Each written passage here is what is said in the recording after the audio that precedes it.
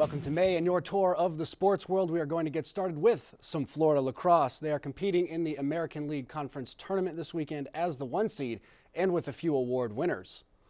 Freshman Sammy Burgess was given the Rookie of the Year award for her 31 goals and 45 points over the course of the season. Another Gator player, Shannon Gilroy the Beast, was named the Midfield Player of the Year by the ALC for her school record performance this season. She scored 75 goals and had 91 points in her 17 games played. Amanda O'Leary was also named the Conference Coach of the Year, with the team posting a 15-2 record and going undefeated at home. We move from one field to another, a little more diamond-shaped. There were 3 afternoon games, and all were the first half of doubleheaders. The Boston Red Sox hosted the Tampa Bay Rays, and they won, or rather they lost 2-1. The Twins hosted the Dodgers, and they lost 9-4 as well. And our third game of the day, Orioles beating the Pirates, the host team winning that game in the 6th inning.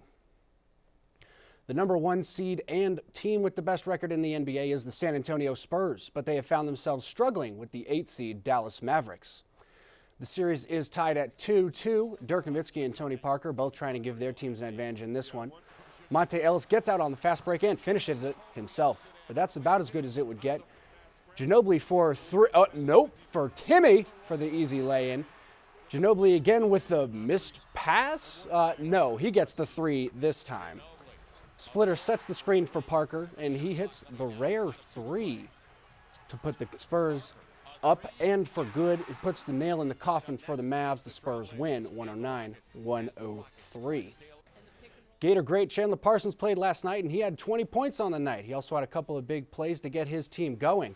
He opened up the game for D-League legend Troy Daniels to get his shots, but the Blazers don't quit, and Wesley Matthews caught fire on his way to 27 points. And if you thought James Harden wasn't going to show up in the highlights, you were mistaken. He hits this big 3, and the Rockets wouldn't look back as they went on to win 108-109. We roll into the next big topic of the night, and that is how the Los Angeles Clippers will play away from the Staples Center now that they have their first post-Donald Sterling game under their belt. They'll go into the game with Jamal Crawford. Why is that important? Yesterday, he was named the 6th Man of the Year by the NBA for his outstanding performance coming off the bench. He's averaging about 15 points a game in the postseason and has been a spark for the Clippers when Chris Paul gets into foul trouble. The game will tip off at 10:30 tonight, with the Warriors trying to even up the series at home. The Clippers hold a 3-2 advantage as the series heads to the Bay and Oracle Arena. And of course, we don't have a lot of Florida sports happening today, but some coming up this weekend, right? Absolutely. Got some baseball, got some softball, I think, and of course the lacrosse tournament. And some of those Gator athletes are also graduating this weekend as well, so we wish them well. A lot of graduations this weekend, naturally, as Deborah said. Some weather up in the air, but we'll see. We'll talk to Deborah once we come back right after this.